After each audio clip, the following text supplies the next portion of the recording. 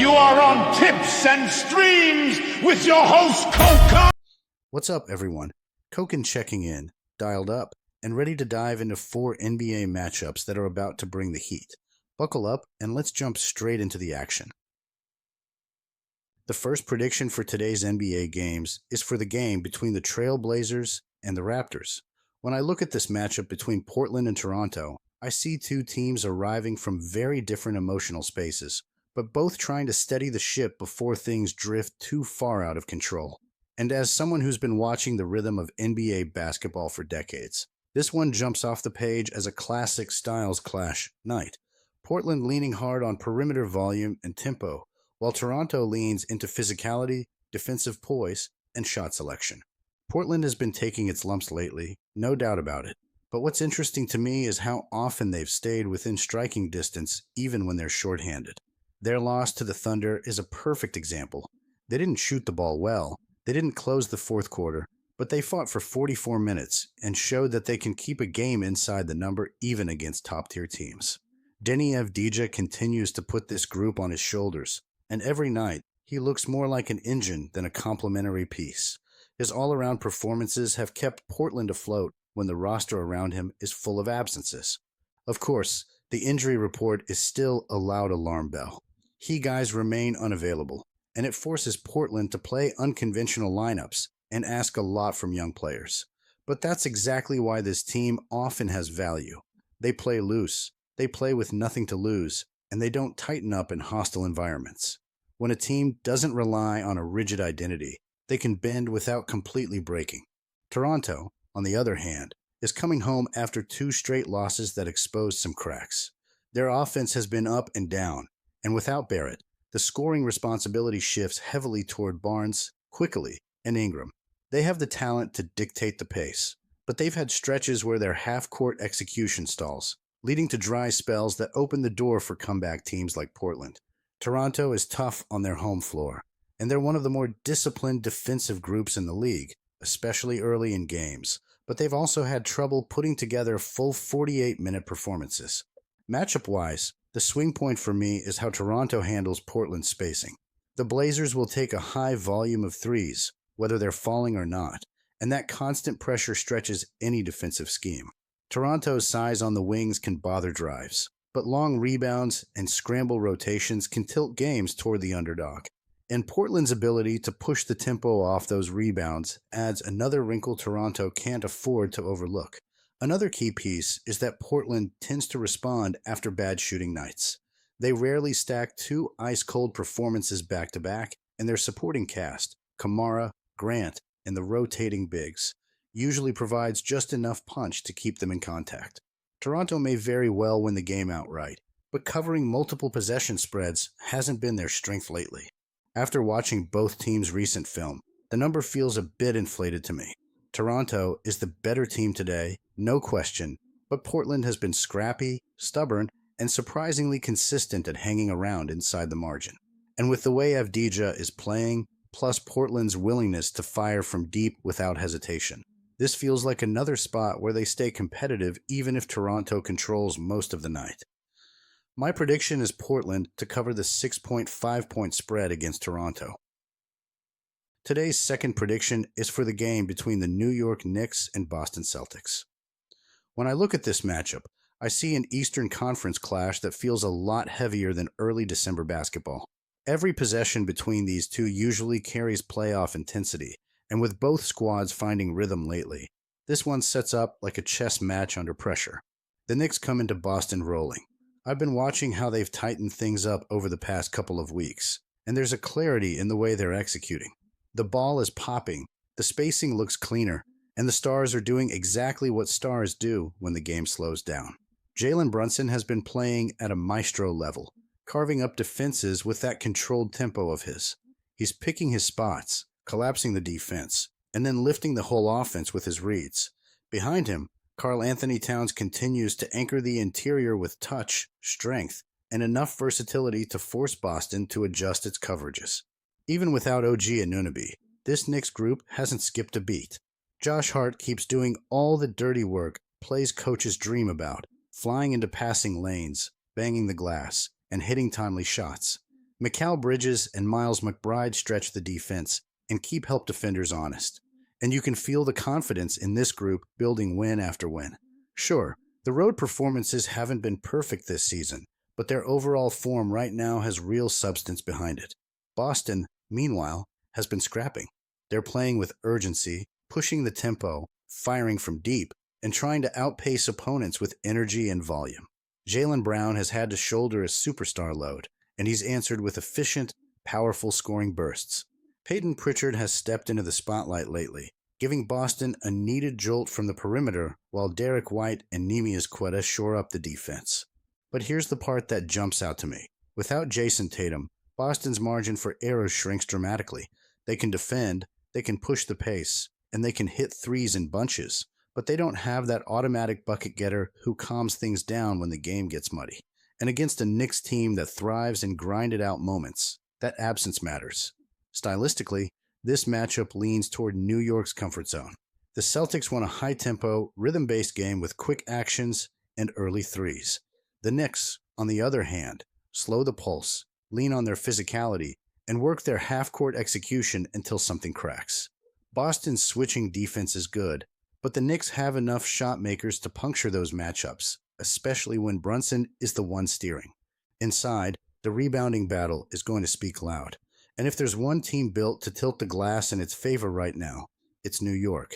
Their size, their positioning, and their commitment to second-chance plays are all tough for Boston to neutralize, especially with their rotation thinning in the front court.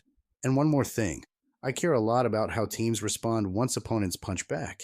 The Knicks just handled Toronto after their big lead vanished, and they did it with poise. That tells me this team knows how to reset in the middle of chaos. That kind of maturity usually shows up in tight road arenas like TD Garden. So, after digging deep through numbers, form, context, and styles of play, here's where I land. My prediction is that the New York Knicks take this game on the road and get the win. I'm riding with them tonight. The third prediction for today is for the game between Memphis and San Antonio. When I look at this matchup between Memphis and San Antonio, the first thing that jumps out to me is how different these two teams look when the lights get bright. The Grizzlies have pieced together a little run, sure, but every time I dig deeper into their numbers, I see the same pattern playing out again. They fatten up on teams that are falling apart, and then as soon as they run into a group that actually knows what it's doing, the cracks show immediately. Memphis is walking into San Antonio with 5 wins in their last 6 games. But when I watch the film and look at who they've beaten, I can't pretend it impresses me. Sacramento, New Orleans, Dallas, the Clippers. Every one of those teams has been tripping over its own shoelaces all season. Memphis took advantage, and good for them. But that run doesn't convince me they're built to step up in a tougher environment. The big issue for Memphis, at least for me, is that they still don't have a true offensive gear they can lean on for 4 quarters. Without their main playmaker, they've had to rely on spurts, quick bursts from Jaren Jackson Jr., timely shooting from their wings, a big night from a rookie, or a run of offensive rebounds. But those spurts don't travel well when you go into a building where the home team has been locking teams up and dictating pace. Memphis has been giving up more points than they score over the full sample of the season, and that always gets exposed against disciplined teams. Meanwhile, San Antonio is in one of those grooves I love to bet behind. They've won 5 of their last 7, and even in the loss to Minnesota, I saw a team that punched above its age. They controlled most of that game until the final stretch, and even that loss taught me something. This young core doesn't fold, even without their main star on the floor. They've stayed dangerous by committee. Fox gets downhill. Vassell keeps the half-court offense flowing. Keldon brings that energy shift every time he touches the ball, and Harper gives them real punch when the second unit rolls in. And the home floor? That's where everything comes together for the Spurs. When a young roster plays freely in its own building, they move the ball better, defend with more intent, and feed off the crowd. San Antonio has been rock solid at home, beating good teams, tough teams, teams with size, teams with pace. Whatever style you throw at them, they've answered it with real maturity. And they already handled this Grizzlies squad by double digits the last time they saw them. Stylistically, this matchup just favors the Spurs. They score in the high range, they rebound with force, and they defend far better than people expected before the season. Memphis, on the other hand, still struggles to string together clean half-court possessions, and they're walking into a building where defensive pressure ramps up quickly. When a team lives on streaky offense, they're one cold stretch away from letting a game slip. Now, don't get me wrong, Memphis can compete in spots. They're scrappy, they chase rebounds, and their energy can flip a quarter. But I've watched enough NBA seasons to recognize when a team is playing above its true level because of who it faced, not because of who it is. San Antonio, even without their star, has established a real identity. Memphis still hasn't. So, when I step back, look at everything: home form, matchup edges, defensive consistency, previous meeting, scoring profiles. It all lines up for me. My prediction is that the Spurs win this game and cover the 5-point spread. I'm riding with San Antonio tonight. Today's last prediction is for the game between the Oklahoma City Thunder and Golden State Warriors. When I look at this matchup, I see two teams arriving at the same arena but walking very different paths. Oklahoma City has been rolling through the league with the confidence of a group that knows exactly who it is and exactly how it wants to win. They're playing fast, defending with an edge, and their late-game execution has been cleaner than almost anyone in the conference. That fourth-quarter burst in Portland wasn't an accident. That's a team that trusts its structure. Shai is orchestrating like a veteran guard who already understands how to take what he wants from a defense, and Chet gives them a second gear on both ends that most teams can't match. But here's the twist. When the Thunder step into the Chase Center, history hasn't always been on their side. This building has given Golden State a boost for more than a decade, and even this season, with all the ups and downs, they've kept punching above their weight at home. They grind teams down with ball pressure, they rebound with urgency, and they always find a way to put together one big run that flips the atmosphere inside the building. And even without Steph on the floor, I've watched this group dig in and play harder defensively, almost as if they know they can't rely on fireworks and need to win possessions with grit instead of highlight shots. Jimmy Butler has been the anchor of that mentality. His fingerprints are on every close game they've won lately. Hit-ahead passes, tough finishes, physical defense, settling their half-court sets when the momentum starts to wobble. Draymond helps keep them connected defensively, and that gives their young guards the freedom to pressure the ball without fear of giving up easy breakdowns. Golden State isn't blowing teams off the floor, but they're forcing opponents to work for every single bucket. That's exactly where I think this game becomes interesting. OKC is the better team right now, no argument there, but they've also cooled off slightly when it comes to covering big numbers. Their last few wins have been tighter than people expected, and you can see some slippage. Fewer clean defensive rotations, stretches where they settle for quick jumpers, and moments where their bench gets pushed around. That doesn't sink them. They're too talented for that, but it does leave the back door unlocked when they're laying a hefty line. Golden State, on the other hand, has been much more competitive at home than their overall record suggests. When they lock in defensively, they get into that mode where every rebound is contested and every drive in the lane feels like a crowded elevator. And with their role players getting more comfortable without Steph, the ball is moving with more urgency. They're playing with pride and refusing to let the season slip away. So, when I put all of that together, OKC's dominance, Golden State's stubbornness at home, the injury reports, the recent trends, the tempo, the defensive profiles, I end up landing on the same conclusion every time.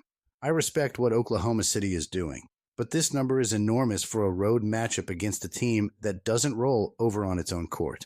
I think the Warriors keep swinging, keep defending, keep scrapping for second chance points, and make this game look far more competitive than the odds makers are giving them credit for. My prediction is that the Warriors cover the 12.5-point spread against Oklahoma City.